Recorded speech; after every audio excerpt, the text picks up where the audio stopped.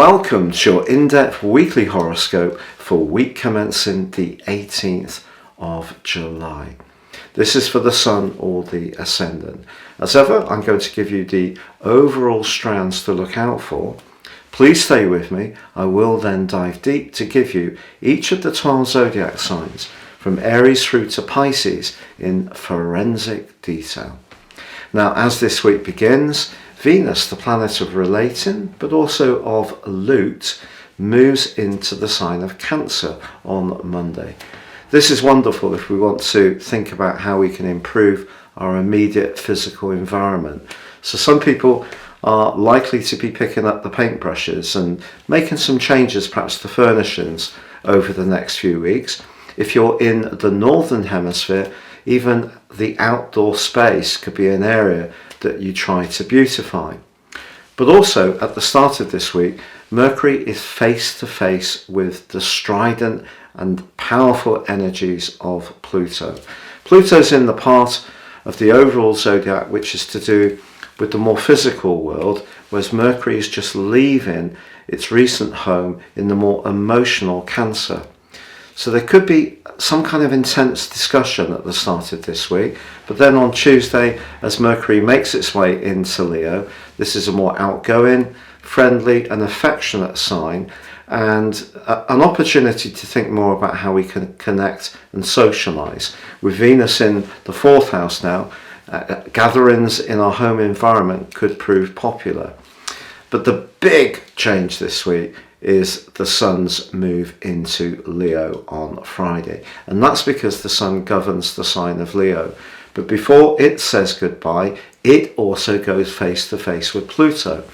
So this clash between what we need in terms of our protection and security, the more nurturing side of life, with that harsher physical reality, it's something that is going to be very manifestly obvious to us all.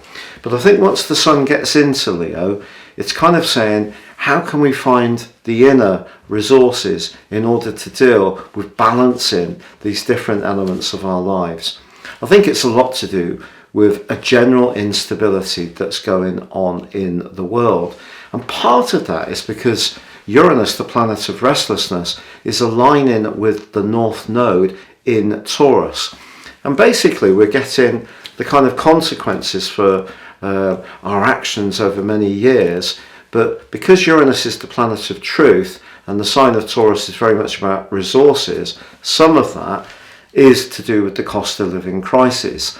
And the conjunction between the North Node and Uranus will peak next week, and I will tell you about that then. Of course, we've also got Mars in the sign of Taurus too, which technically is not its best location, and that can make people a little bit more sort of resentful and outspoken around financial issues. So we are seeing more activism as people push back against any very difficult conditions that they're living in. So there could be a big flavour of that this week, but I think Mercury and the Sun moving into Leo is really saying to us, what can we do to be more creative, more passionate? How can we bring our personality power to bear in order to improve our situations?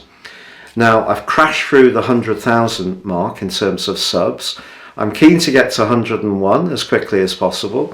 If you'd be so good to click or tap on the bell notification symbol, I'd be most grateful. If you've already subscribed, thank you so much. If you would like to ascend above this zodiac broadcast, please give me 3 pieces of personal birth data in time, date and place of birth, and I can give you a roadmap that can guide you for the rest of your life, along with a 12-month personal forecast.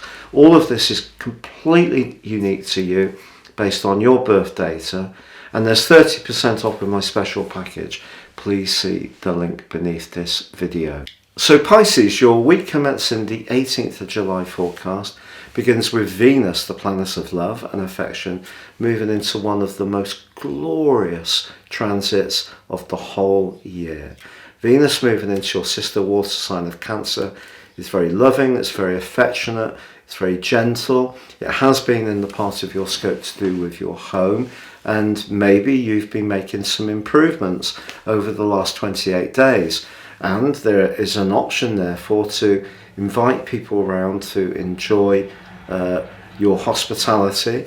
If you are someone who's quite sociable, this could be an important week. But that old maxim that you can't please all of the people all of the time does come up. And basic time management as well, because the 5th house, where Mercury starts this week, along with the Sun, is very exuberant, and that's where Venus is moving into. But of course, Mercury then makes way and moves into your 6th house, joined by the Sun later in the week. And that's much more practical. If you have been generating some good ideas of late, Mercury and the Sun's move help you to try to take the idea and forge it into something that's more tangible and workable. So that can be very positive. Jupiter, the planet of growth and traditionally of good fortune, that's in a very good link with Mercury later this week. That could lead to some kind of job offer, or perhaps you can juggle your finances in a way which is good for you. But Mars, the North Node, and Uranus are in your 3rd house, which in itself is a very exciting location, because that gives us extra mental energy and a need for extra stimulation. Mars here could also see you wanting to be a bit more physically active, and with Mercury and the Sun moving into your 6th house of health, a great opportunity to try to leap off the settee, especially if you're a born-again couch potato like I am, and try to do something that's quicker, faster, more intense, especially if it's very manageable for you, because that can give you some extra endorphins and make you feel better. But the start of this week definitely offers some social opportunities.